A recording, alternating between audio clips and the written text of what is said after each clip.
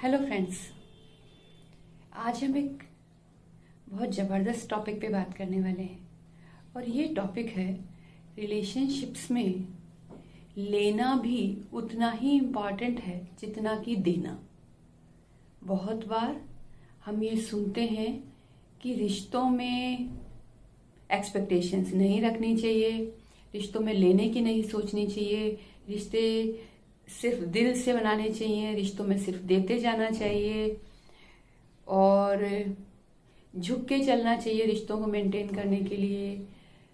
रिश्तों को बनाए रखने के लिए हमें कॉम्प्रोमाइज़ करने चाहिए। फ्रेंड्स, मैं ये कहूँगी कि प्रैक्टिकली ये एक भी बात सही नहीं है। आप खुद देखिए, अगर हम ऐसे रिश्ते बनाएं जिनमें कि हम सिर्फ देते जा रहे हैं, देते जा रहे हैं, देते जा रहे हैं और लेने की कोई एक्सपेक्टेशन हम नहीं रख रहे हैं या हम कोई रिसीविंग मोड में नहीं हैं, अब हम सामने वाले इंसान को क्या मैसेज दे रहे हैं? हम सामने वाले इंसान को मैसेज दे रहे हैं कि हम सिर्फ तुम्हारा करने के लिए बने हैं और तुम हमें यूज कर सकते हो। तो फ्रेंड्स, और दूसरी तरफ अगर आप करते जा रहे हैं, करते जा रहे हैं, करते जा रहे हैं और सामने वाला मन से आपके लिए नहीं कर रहा है,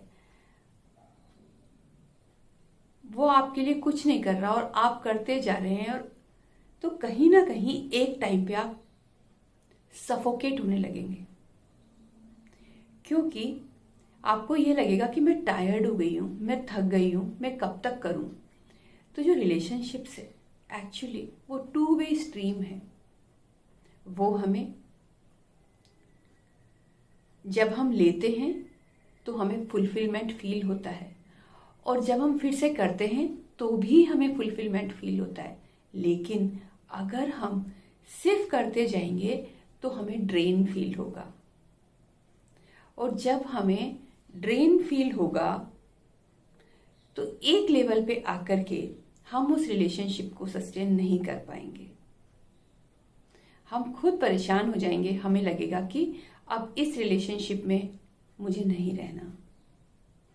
जैसे कई बार ये भी कह देते हैं कि अगर रिश्ते रूठ रहे हैं तो उन्हें मना लो। फ्रेंड्स, एक बार दो बार कोशिश करना ओके है, लेकिन उसके बाद अगर हर बार आप कोशिश करना चाह रहे हो तो फिर आप गलत जा रहे हो।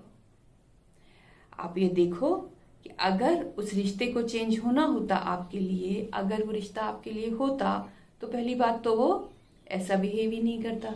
दूसरी बात, अगर वो करता तो भी वो ठीक हो जाता, वो कहीं चेंज हो जाता आपके लिए, लेकिन नहीं।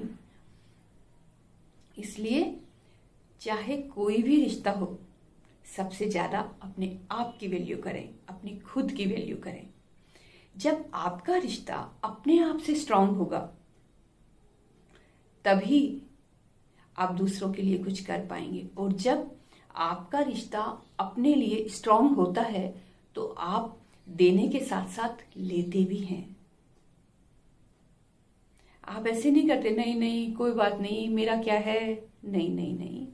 You have to respect yourself, क्योंकि जब आप रिसीविंग मोड के लिए एक बार दो बार मना कर देते हैं तो यूनिवर्स को ये मैसेज मिल जाता है कि इसको नहीं चाहिए, इसको रिस्पेक्ट नहीं चाहिए, लव नहीं चाहिए, गिफ्ट्स नहीं चाहिए।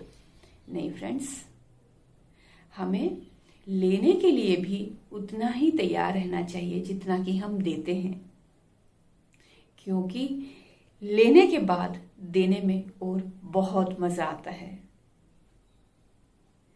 तो एक अच्छे रिश्ते की पहचान है, और यहां मैं लेने और देने में सिर्फ मटेरियल चीजों की बात नहीं कर रही हूं, मैं यहां लेने और देने में ज्यादा इमोशंस की बात कर रही हूं। लव, रिस्पेक्ट, हेल्प, सपोर्ट, जो हम सबको चाहिए। हम सब ह्यूमन बीइंग्स को सपोर्टिव रिलेशनशिप्स हमारे आसपास चाहिए। जब हमारे आसपास सपोर्टिव रिलेशनशिप्स होती है, हमारे हेल्पिंग हैंड्स होते हैं, तो हम आसानी से लाइफ के इस पाथ पे आगे बढ़ते हैं। और जब आप लेने के लिए मना करते जाते हैं तो सिर्फ देने वाले बन जाते हैं, तो सिर्फ आपके आसपास ऐसे ही लोग होते हैं जो आपसे लेने के लिए आते हैं, आपको देते नहीं है। तो friends, receiving is as important as giving. तो ये हमेशा याद रखना है कि रिश्तों की बुनियाद को अच्छा रखने के लिए एफर्ट्स दोनों तरफ से होने चाहिए। अगर एक तरफ से एफर्ट्स होंगे तो आप ड्रेन हो जाएंगे और वो रिश्ता नहीं चला पाएंगे। तो ध्यान रखिएगा मेरी ये बातें। Thank you so much.